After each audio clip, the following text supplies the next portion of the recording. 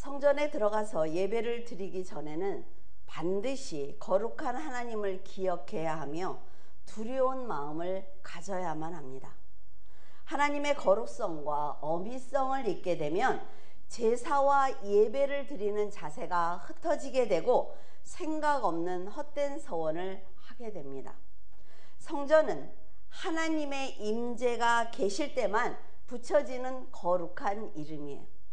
하나님께서 임재하신 성전에서 제사를 지내거나 성도들이 예배를 드릴 때 신중하고 거룩하게 행동하지 않고 경거망동하게 되면 죄를 지을 수 있습니다. 하박국 선지자는 2장 20절에 오직 여호와는 그 성전에 계시니 온 천하는 그 앞에 잠잠하라고 언급하기도 했습니다. 여호와는 우주적인 복종을 요구하시는 분이에요. 이 온 우주를 복종하기를 원하시는 분인데 하물며 이런 작은 우리들이 하나님께 복종하지 않는다면 하나님께서는 절대로 우리를 구원하시지 않을 것입니다. 그래서 천하는 그 앞에 엄중하게 예를 갖추고 존경하는 마음과 믿음을 드려야만 합니다. 하박국 선지자는 약속을 성취하시는 하나님의 섭리를 보면서 볼 수도 없고 들을 수도 없으며 생각도 할 수 없는 이 우상을 섬기는 사람들의 허물에 대해서 말하곤 했습니다. 하나님께서 만드신 피조물을 섬기는 사람들의 어리석음을 하박국은 보게 된 거죠. 성도들은 삶을 통해 믿음의 본을 보이며 사람들이 그리스도를 영접하도록 해야 하며 그들이 죄사함을 받고 하나님의 백성이 되도록 노력해야만 합니다.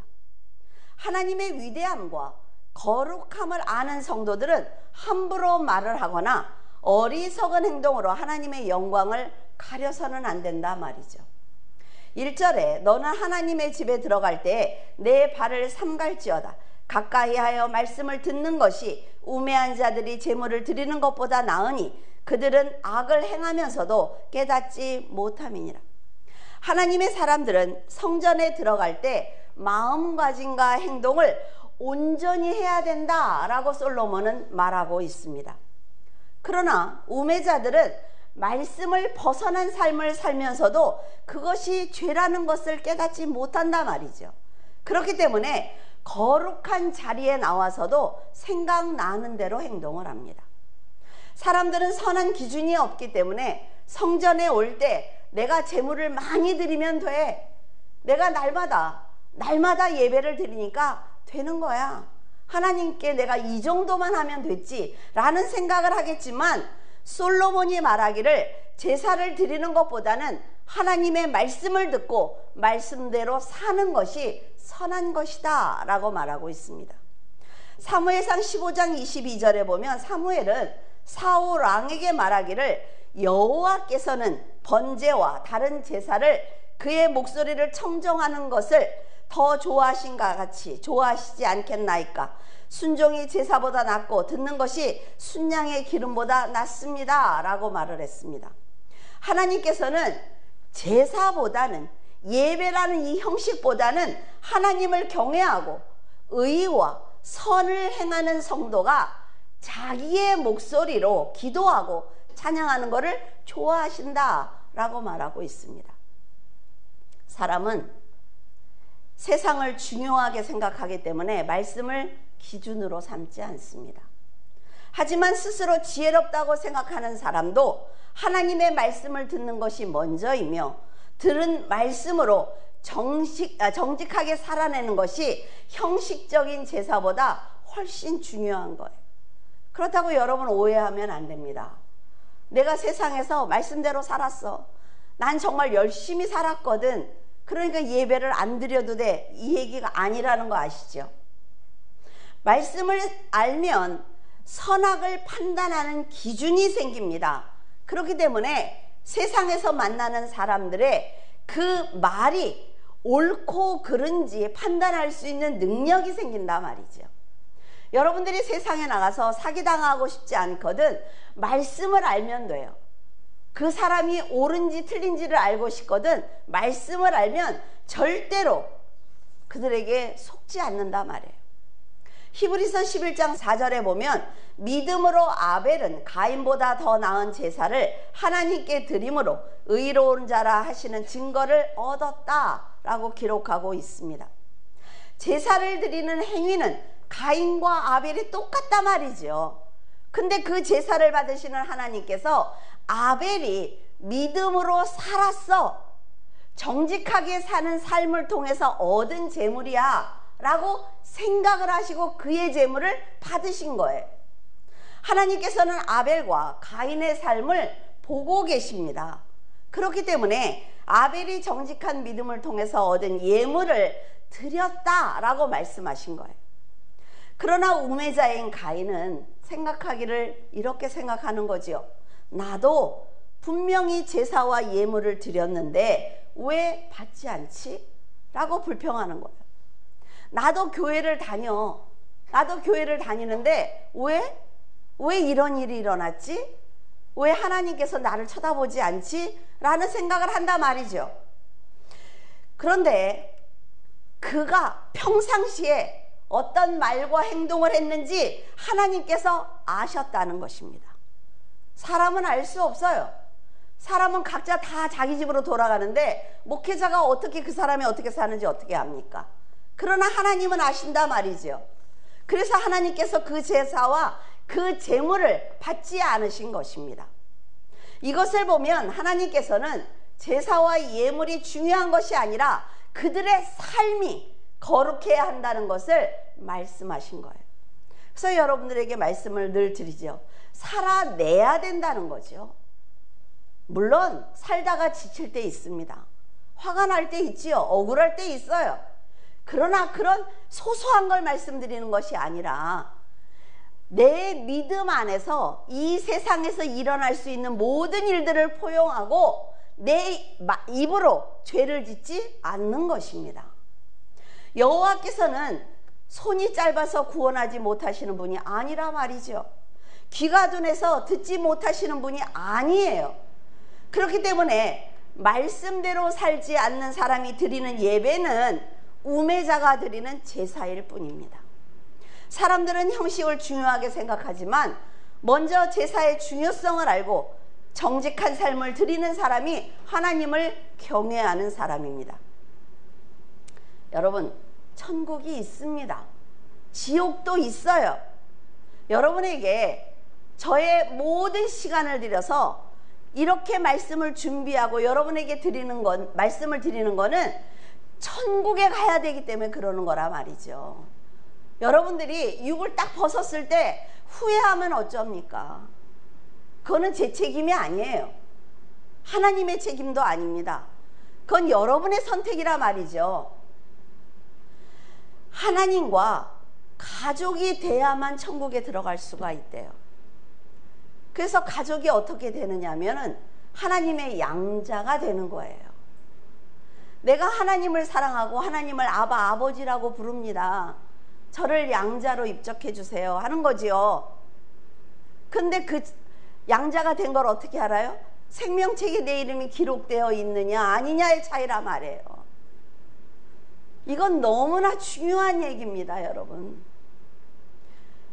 우리가 인생이 요새는 뭐 많이 사시는 분들 인간극장인가 그걸 보니까 102세 되신 제주도에 할머니도 계시더라고요. 그래요. 100세를 산다고 합시다. 그런데 영벌은, 지옥은 영원한 세계라 말이죠. 천국은 영원한 세계입니다. 돌이킬 수 없어요. 2절에 너는 하나님 앞에서 함부로 입을 열지 말며 급한 마음으로 말을 내지 마라. 하나님은 하늘에 계시고 너는 땅에 있음이니라. 그런즉 마땅히 말을 적게 할 것이라. 하나님께서는 하늘에 계시고 사람은 땅에 있기 때문에 급한 마음에 아무 말이나 하지 말라는 것입니다. 자기 감정대로 말하고 행동하는 것은 회개해야 하는 죄가 되기 때문이에요. 사람은 자기의 입장만 취하기 때문에 깊이 생각하지 않고 말을 하지만 하나님께서는 성도가 이 문제를 만났을 때 이 문제에 관해서 어떤 말과 행동을 하는지 보자 라고 하시는 분이란 말이죠. 굉장히 유심히 살피십니다. 말하기 전에 한 번 더 생각하고 자신이 한 말이 하나님께 죄가 되는지 아닌지 생각해야 한단 말이죠. 하나님께서 보실 때 한 치 앞도 보지 못하는 우매자일 수 있기 때문에 그렇습니다. 지혜자는 말을 아끼고 신중하게 말한다 라고 솔로몬은 잠언에 기록해 놓았어요. 세상의 권력자 앞에서는 한마디들도 못한단 말이죠. 그런데 온 우주가 복종하기를 원하시는 그 하나님 앞에서 아무 말이나 하는 거예요. 아무 말이나. 여러분, 이건 굉장히 무례한 행동입니다. 감히 내 부모에게도 함부로 말을 못하는데 하나님 앞에서 감히? 우리는 급한 마음에 중언부언하면서 서원하지만 이런 서원은 하나님의 뜻대로 내 인생을 전환하겠습니다 라는 다짐이기보다는 욕심에서 시작된 서원이기 때문에 그 자체가 하나님께서 보실 때 죄가 되는 것입니다. 누가복음 10장에 마리아와 마르다의 이야기가 기록되어 있습니다. 마리아는 예수님의 발 앞에 앉아서 열심히 말씀을 듣고 있었어요. 그런데 마르다는 예수님의 말씀을 듣기 위해서 온 분들을 대접하기 위해서 봉사하는 데 분주했습니다. 할 일이 너무나 많다 말이죠. 그러니까 마르다는 예수님 앞에서 말씀만 듣고 있던 마리아가 은근 괘씸했어요. 아니, 같이 일해야 되는 것 아니야? 화가 날 만하지요. 그래서 예수님께 이렇게 얘기합니다. 내가 혼자 이렇게 열심히 일하고 있는데 어째서 내 동생에게 바쁜 언니를 도우라고 말씀하시지 않아요? 라고 묻죠. 그러자 예수님은 네가 하는 봉사도 너무나 중요하고 필요하지만 마르다처럼 먼저 말씀을 듣고 하나님의 뜻을 아는 것이 더 필요하다라고 말씀하셨습니다. 지금 말씀에 집중하고 있는 마리아가 아무것도 안 하고 있다고 생각하는 것이 봉사하는 성도들이 빠지기 쉬운 함정입니다. 왜? 나만 일하는 것 같거든요. 저 사람은 일 안 하는 것 같거든요. 물론 교회는 봉사하는 성도가 없다면 절대로 교회의 면모를 갖출 수 없습니다. 성도들이 달란트와 재능을 살려서 교회를 위해서 최선의 봉사를 해야만 마리아가 듣고 있던 말씀을 선포할 수 있기 때문에 그래요. 그러나 예수님께서 이 땅에 오신 것은 하나님의 뜻을 이루기 위해서입니다. 말씀을 모르면서 봉사에 우선순위를 두는 사람은 자신이 왜 봉사를 하는지 알지 못한단 말이죠. 이렇게 열심히 내가 최선을 다해서 봉사하면 내 자식들이 잘 되겠지. 내가 이렇게 열심히 봉사를 하면 하나님께서 나에게 상급을 주시겠지 라는 그 차원밖에 안 되는 거예요. 인간적인 생각이 앞선단 말이에요. 그래서 다른 사람들을 판단하기 시작을 합니다. 예수님께서 하신 말씀의 뜻은 말씀을 배운 마리아가 봉사하는 마르다가 되어야 한다는 뜻입니다. 그러니까 마리아처럼 먼저 말씀을 알고 난 후에 영적으로 성장한 성도들이 마르다처럼 일한다면 협력해서 선을 이룰 수 있다는 거예요. 말씀을 깨닫고 영적으로 성숙한 성도는 다른 사람의 헌신을 판단하지 않습니다. 왜?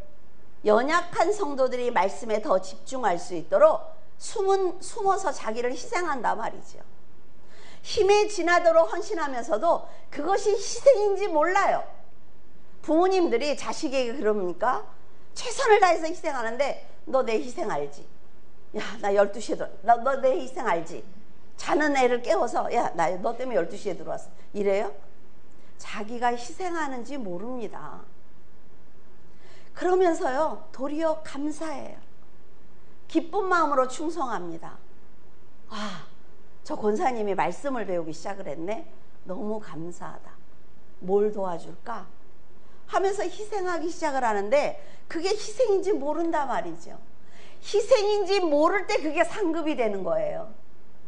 하나님 때문에 충성하는 성도는 다른 성도들의 실수를 조용히 감싸줍니다. 여러분, 헌신하시는 분들이 다른 분들 욕하는 거 봤어요? 그러지 않아요. 왜? 조금 더 지나면 성장하겠죠. 성숙하시겠죠. 라는 생각을 하고 말을 하지, 그 사람들의 잘못을 다 꺼내지 않는단 말이죠. 다 무마시켜줘요. 그런 지혜를 갖고 있단 말이에요. 다른 성도의 실수를 드러내지 않고 품어주는 좋은 성품을 가진 성도는 하나님께서 칭찬하실 것이며 더 많은 사람들에게 베풀 수 있도록 그에게 하나님께서 많은 것을 맡겨주십니다. 하나님의 깊은 뜻을 깨닫지 못하면 마리아가 놀고 있는 것처럼 보여요. 그런 마르다처럼 자신만 봉사한다는 생각에 불평하기 시작을 합니다.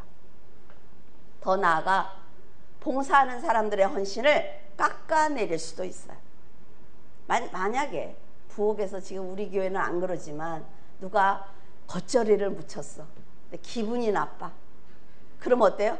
짜! 싱거워. 이렇게 반찬도 못하면서 자꾸 해.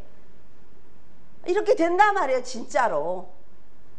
근데 너무 잘해, 우리 권사님들은 음식을. 화 안 났죠? 이런 태도는요, 교회를 무너뜨리는 사람입니다. 차라리 봉사를 안 하는 게 낫단 말이에요. 그래서 앞선 성도들은 믿음이 연약한 성도들에게 말씀을 가르침으로 스스로 친교의 자리, 봉사의 자리로 나올 수 있도록 도와줘야 합니다. 말씀이 들어가면 봉사하게 되어 있어요. 왜? 이거는 사람의 일이 아니기 때문에. 교회는 세상에서 각자의 삶을 살아온 사람들이 모인 곳이므로 상대를 배려하고 자신을 희생하는 좋은 인격을 갖지 않으면 말씀 안에서 절대로 하나가 될 수 없습니다. 4절과 5절, 내가 하나님께 서원하였거든 갚기를 더디게 하지 말라. 하나님은 우매한 자들을 기뻐하지 아니하시나니 서원한 것을 갚으라. 서원하고 갚지 아니하는 것보다 서원하지 아니하는 것이 더 나으니. 하나님께 서원하고 갚지 않는 것은 자신의 이익을 위해서 하나님을 이용하려는 마음이 있기 때문에 죄가 됩니다. 서원은 약속하다, 맹세하다는 뜻이 함축되어 있어요. 그래서 하나님께 서원한 것은 반드시 지켜야 합니다. 근데 여러분들이 서원을 오해하면 안 돼요. 내가 하나님께 1억을 드리겠습니다. 하나님께 제가 얼마를 드리겠습니다. 또 제가 평생 하나님 앞에 뭐를 하겠습니다. 이런 것만 서원이 아니에요. 제가요, 이제 하나님 열심히 해볼게요. 이것도 서원입니다, 여러분. 그러니까 열심히 한다는 말 함부로 하면 안 돼. 정말 내가 열심히 할 때 하라고요. 내가 하나님 이제 교회를 열심히 다녀보려고요. 하나님 제가 전도를 열심히 해보려고요. 이게 다 서원이에요. 하나님 앞에. 모세는 이스라엘에게 말하기를 사람이 하나님께 서원하였거나 결심을 서원하였으면 깨트리지 말라고 하였어요. 그가 입으로 말한 대로 다 이행을 하라 라고 전하면서 이것은 여호와의 명령이다 라고 말씀하셨습니다. 내가 하늘에 계신 하나님께 서원을 했는데 하나님께서는 그 말을 받고 너 다 지켜, 내가 너를 지켜보고 있을 거야 라고 말씀하셨다는 거죠. 사람들은 자기에게 큰 유익을 줄 사람에게 함부로 말하지 않는 것처럼 하나님을 경외하는 백성들은 하나님께 함부로 서원을 하지 말아야 합니다. 그리고 서원했다면 그 서원을 지켜야 된다 말이죠. 솔로몬은 연락되지 않을 제사를 마음대로 드리는 우매자처럼 함부로 서원을 하지 말고 만약 서원하였다면 갚기를 더디하지 마라 라고 말하고 있습니다. 우리는 하나님께 스스로 너무나 많은 약속을 해요.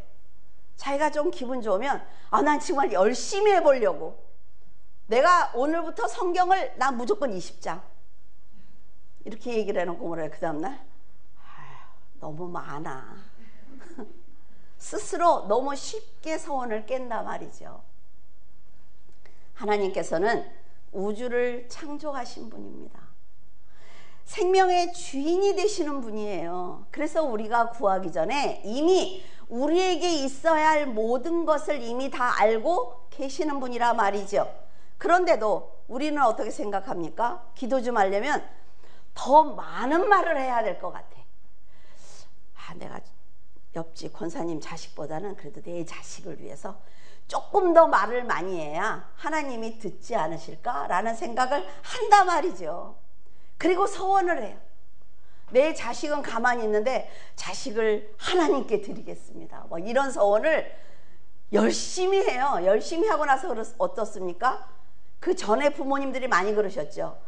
제가 아들을 하나님께 바치. 왜 바쳐? 걔가 알아서 하겠지. 그래 놓고 그 서원을 이루기 위해서 아들을 닥달을 하는 거예요. 아들은 아니라는데 신학을 가야 돼. 신학을 가야 돼. 뭐 난리가 나죠. 이런 것이 죄라는 거예요, 여러분. 성도들이 자신의 생명과 소유가 하나님의 것이라는 것을 인정하는 믿음을 가지면 굳이 서원하지 않아도 어때요? 내가 서원한 것만큼 내가 하나님 앞에 살아가고 있단 말이죠. 그러니까 열심히 하는 사람은 하나님 열심히 하겠습니다라고 서원하지 않습니다. 제가 하나님 지금 하고 있는 이거 너무 부족한데 더 내가 하나님을 위해서 어떻게 살아야 되는지 지혜를 달라고 기도하지 열심히 하겠습니다는 말고 열심히 안 하는 거예요. 엄마 내가 내일부터 공부를 열심히 하겠다는 건 공부 못하는 애야. 열심히 하는 애들은 열심히 하겠다고 하지 않는단 말이에요. 들어가서 그냥 하지. 그치요? 근데 우리는 모든 걸 서원해. 모든 걸. 그리고 안 지켜. 나중에 하나님이 여러분을 탁 만나면 서원한 걸 읽다가 다 못 읽으실 수도 있어. 하나님이. 여러분, 내가 하나님께 서원한 거를 지켜야 될까 말아야 될까 고민한 건요, 그 서원은 이미 의미가 없는 것입니다. 출애굽기 24장 7절 언약서를 가져다가 백성에게 낭독하여 듣게 하니 그들이 이르되 여호와의 모든 말씀을 우리가 준행하리이다. 모세는 언약서를 가져다가 백성에게 낭독하고는 하나님의 명령을 준행하겠느냐라고 묻자 백성들은 뭐라 그래요? 우리가 하나님의 말씀을 준행하겠습니다 라고 모두가 서원했습니다. 그들이 약속하자 모세는 피를 가져다가 백성들에게 뿌립니다. 이것은 여호와와 맺은 약속이기 때문에 반드시 지켜야 된다는 뜻을 가지고 있어요. 하나님께 드린 약속이 피 아래서 맺어졌단 말이죠. 피 아래서 맺어졌다는 건 뭐예요? 누군가가 이 약속을 위해서 죽었다는 얘기입니다. 그러니까 백성들의 서원은 세상의 모든 환경과 사건을 뛰어넘어서 지켜져야 합니다. 우리가 서원을 하고는 하나님 이래서 저 못해요 라고 얘기하면 그건 내 입장에서 서원을 어긴 것이지 하나님의 입장은 전혀 변하지 않았다는 거죠. 우리는 하나님께 서원을 했지만 고난이 반복이 되거나 미래가 불투명할 때는 하나님의 섭리를 의심하거나 배신할 수 있습니다. 사람들은 환경이 좋아지거나 다른 사람들의 인정을 받을 때만 하나님께 복을 받았다라는 말을 한단 말이죠. 그래서 여러분, 우리가 숨을 쉬고 있는 이 자체가 복을 받은 것입니다. 왜냐하면 숨을 쉬고 있어야 고난을 이길 힘이 있잖아요. 그리고 하나님께 영광도 드릴 수 있죠. 회개할 수 있는 기회도 있단 말이죠. 그러니까 우리는 지금 숨을 쉬고 있다는 이 자체가 하나님께 복을 받은 거예요. 여기서부터 시작을 해야 된다는 거죠. 그래야 모든 것이 감사인 거예요. 조금만 일이 안 되면 하나님을 원망하고 다른 사람이 잘 되면 불평하고, 이거는 내가 하나님을 아직 만나지 못했다는 증거입니다. 사람들은 자기가 마음대로 서원한 것을 하나님께서 당연히 지켜야 된다고 생각을 해요. 자, 하나님 앞에 하나님 제가 3일 금식을 하겠습니다. 하나님 아버지 이 문제를 해결해 주세요 라고 서원했어요? 그러면 이게 하나님이 명령하신 건가요? 아니요. 내가 약속한 거예요. 그러면 나는 뭐라 그래야 돼요? 3일 금식을 하면 돼요. 3일 금식을 하면서 열심히 기도하면 되죠. 하나님께서 나를 보실 때 불쌍히 여기시도록 최선을 다하면 된단 말이에요. 그걸 결정하시는 분은 하나님이십니다. 내가 이걸 응답할 것인지 안 할 것인지, 이 고난을 연장할 것인지, 그건 하나님의 입장이에요. 근데 우리는 내가 3일 금식을 했는데 왜 안 돼? 이때부터 막 나가는 거죠. 이건 믿음이 아니라 말이에요. 아무 일도 하지 않으면서 응답을 받기를 원하는 건 어리석은 사람입니다. 자, 우리 청년들 대학 들어갈 때 공부를 열심히 했어요. 우리 교회가, 온 교회가 하나가 돼서 기도해 줬죠. 그래서 그 아이가 붙었어요. 그러면 어때요? 내가 기도해서 붙은 것처럼 기쁘다 말이죠. 기쁜 건 내가 기쁜 거고 공부는 걔가 한 거예요. 우리가 공부하도록 뭐 문제집을 사줬어요? 뭐 했어요? 그냥 열심히 함께 기도해 준 거예요. 그 아이가 하나님만 바라볼 수 있도록, 그 아이의 인생이 하나님께서 주장하실 수 있도록 우리는 기도만 했단 말이죠. 근데 본인이 안 하면 안 된다는 거예요. 하나님께서 서원한 그 사람을 돕고 싶어서 천사를 통해서, 시간을 통해서, 많은 사람들을 통해서, 환경을 통해서 역사하시려고 준비를 다 했는데 그 사람이 안 하면 그릇이 없으니까 못 주는 거예요. 무슨 말인지 알아듣겠어요? 하나님께서 역사하실 것을 믿고 노력을 하면 우리의 기도를 바꾸어 주십니다. 여러분들 기도하다가 기도 바뀌어지는 거 깨달은 적 있어요? 어떤 문제를 놓고 막 기도하는데 기도가 바꿔집니다. 내가 원했던 길이 이게 아니었나? 하나님께서 왜 이 기도를 시키지? 이럴 때 있을 거예요. 그리고 기도를, 나는 이거를 원해서 막 기도하고 있는데 이쪽이 열릴 수도 있어요. 왜? 하나님께서 이 길로 가면서 돌아가는 것보다 이 길로 가는 게 더 빨라 라고 말씀하신단 말이죠. 이런 경험을 해야 된다는 거예요, 성도들이. 이것이 바로 서원을 이루어 주시는 하나님의 방법입니다. 내가 딱 정해놓은 그것만 안 되면 안 되는 게 아니라 이 한 가지의 소원 중에 길이 8가지야. 여러분 다 아십니까? 몰라요. 하나님께서 8가지 중에 한 가지를 먼저 역사하시고 2가지가 붙게 하시고 3가지가 붙게 하시고 이러면서 돌아보니까 8가지가 다 이루어지면서 이게 이루어졌네? 이게 성도들의 특권이라 말이죠. 그래서 이렇게 여러분에게 상담할 때 얘기를 하면 아니요, 이것만, 나는 이것만, 이게 안 됐으니까 슬픈 거야. 이게 안 됐으니까 교회 일도 다 집어치워. 그러면 도울 수가 없단 말이에요. 여러분들이 이 한 가지의 사건을 가지고 뭐라 그랬어요? 360도를 돌아보라 그랬지. 항상 이게 얼마나 중요한 얘기인지 몰라. 이게 이 한 가지의 사건을 가지고 6, 7가지의 생각을 하면 그 사람은 성공해요. 자식도 잘 키울 수가 있어요.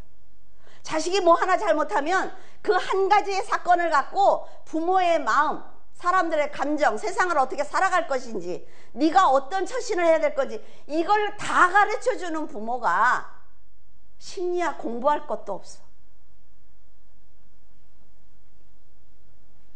근데 하나님의 명령에 순종하겠다고 호기 있게 서원했던 이스라엘 백성들은 광야에서 여러 가지 문제를 만나자 불평하면서 말씀에 불순종했습니다. 애굽에서 모세를 만나서 10가지 재앙을 보고 광야로 나온 그 사람들은요, 갈렙과 여호수아를 빼고는 한 명도 들어가지 못하고 다 죽었어요. 다 불평하다가 그들은 광야에서 죽고 말았어요. 여러분, 그들은요 하나님을 의지하지 않았기 때문에 죽었습니다. 현실만 보았기 때문에 가나안에 들어가지 못하고 광야에서 죽었단 말이에요. 그 애굽에 있던 사람들을 끌어내서 모세라는 사람이 80년 동안 연단을 받고 끌어내서 결국 그들도 그냥 죽어버리는 거예요. 기막히지 않습니까? 물론 사람들은요, 하나님이 주신 법을 다 지킬 수 없습니다.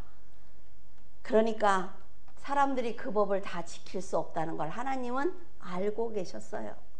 율법을 다 지킬 수 없습니다. 그래서 예수 그리스도께서 오셔서 율법을 완성하신 거예요. 이렇게까지 하시는데 왜 하나님의 때를 기다리지 못하고 인내하지 못합니까?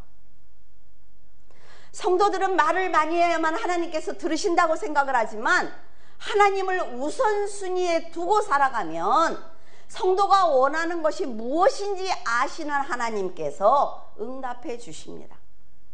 여러분들은 여러분의 자녀 보면 걔가 뭐에 소질이 있는지 몰라요? 알아요. 부모는 돈이 없어서 상황이 그래서 못 도와줄 수 있지만 하나님은 그러신 분이 아니라 말이죠. 응답을 받을 때가 우리가 원하는 시기가 다를 뿐이지 하나님께서는 반드시 역사를 하십니다. 언제? 받은 줄로 믿으면. 여러분들은 기도하시면서 받은 줄로 믿으십니까? 예수님께서는 서원에 대해서 이렇게 말씀을 하셨어요. 마태복음 5장 33절에 보면 너희들은 절대로 하나님께 헛맹세를 하지 말고 맹세한 것은 지켜라 라고 말씀하셨습니다. 성경 곳곳에 계속 나오고 있죠. 하늘은 하나님의 보좌이고 땅은 하나님의 발등상이기 때문에 하늘과 땅을 걸고 맹세하지 말고 감히 너희들이 하나님한테 그렇게 한다고 하지마. 또 하나님이 임재하신 성전을 걸고 서원하지도 말라라고 말씀하셨어요. 지키지 못할 약속을 하나님의 이름으로 하는 것은 인간이 얼마나 무익한 존재인지 모르기 때문에 저지르는 죄야 라고 말씀하신 거죠. 인간은요, 자기의 머리카락 한 털옥도 희게 검게 할 수 없습니다. 저도 날마다 고민해요. 2주마다 염색을 해야 돼.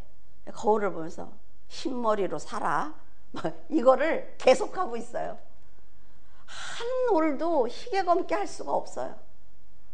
지나가는 세월을 잡을 수도 없고 다가오는 육의 죽음을 막을 수도 없는 미약한 존재이기 때문에 한 치 앞도 바라보지 못하는 사람이 자신만 의지하고 하나님께 맹세하면 안 된다는 것입니다.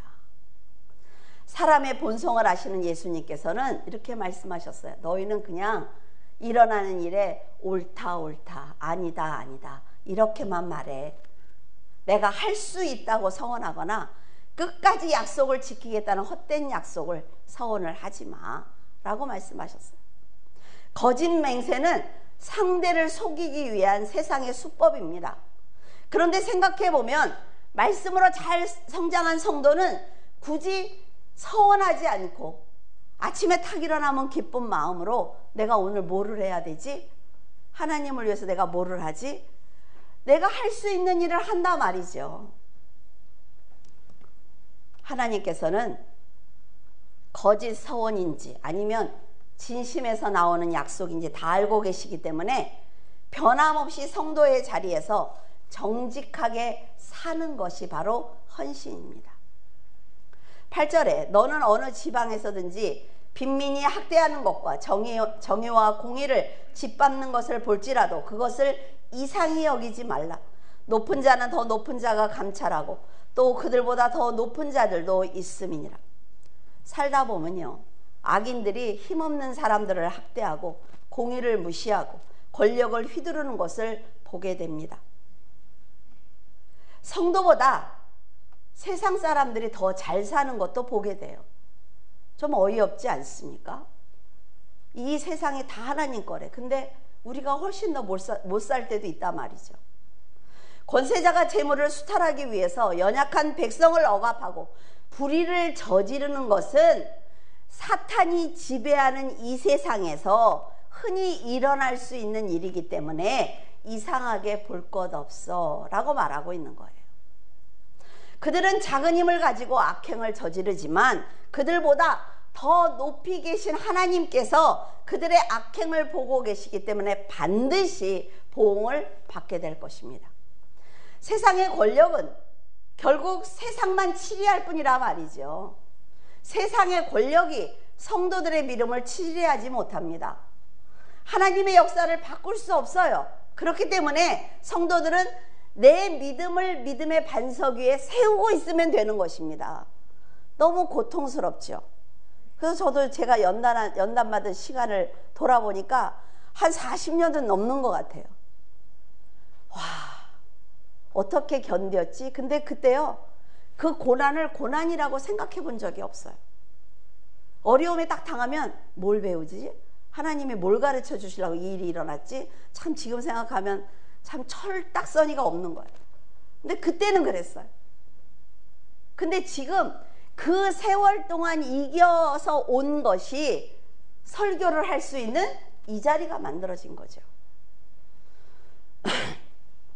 성도들은 고난이 분명히 고통스럽습니다. 고통스럽지 않다는 것 아니에요.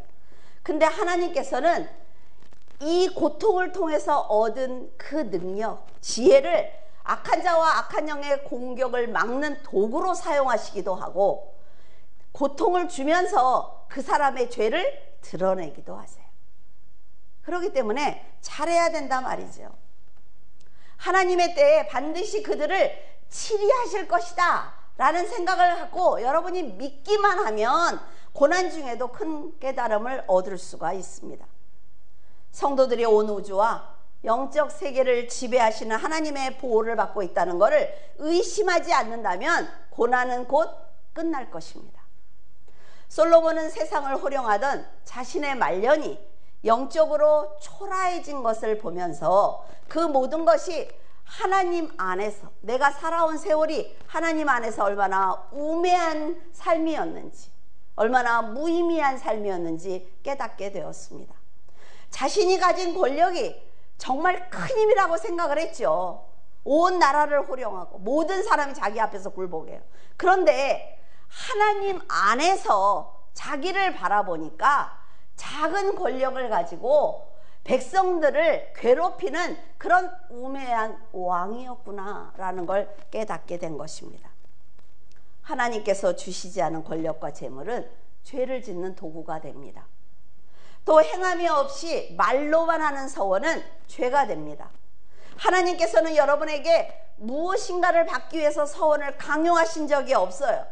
내가 하나님으로부터 원하는 것을 받기 위해서 헌금과 금식과 헌신을 드릴 거니까 축복을 달라고 흥정했을 뿐입니다. 여러분은 다시는 이런 죄를 짓지 않기를 바라요.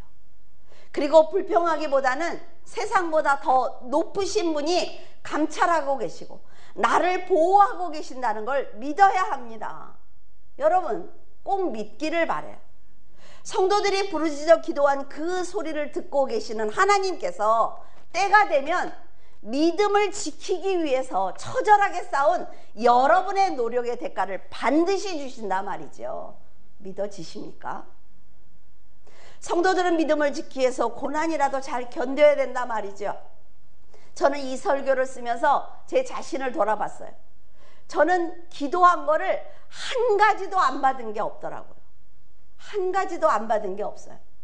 세상을 살면서 엎어지고 뒤집어지고 난리는 치지만 하나님께서 원하시는 이 자리까지 하나님과 함께 동행하면서 왔던 그 세월, 그래서 그랬구나 라고 깨달으면서 정말 한 가지도 응답을 안 하신 게 없네.